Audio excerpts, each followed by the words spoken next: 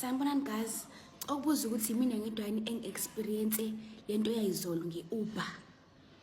So izolo guys, I requested an Uber ukuthi ingise kaMashu. So okay, mangirequesta vele ngirequesta already ngisegate. Ibhale lapha ku-app ukuthi driver has arrived. But driver has not arrived. Yabo, and on the street it was so empty. How ngimangale pho ngimbhalele lapha kuma message ngithi mina, where are you? Athi I have arrived. How after 5 minutes afika udriver. Okay, ngimbuza mina kade ukuphi? Uthi kade esays. How okay, and then I see ukuthi imali sikhuphukile. Ayisasiya leya price leya isikhuphukile.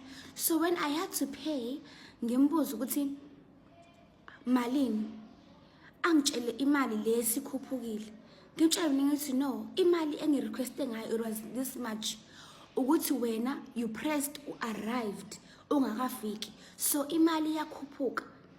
I ended up paying him the money that I saw before yena press arrived. Guys, why am I Uber esenza kanje?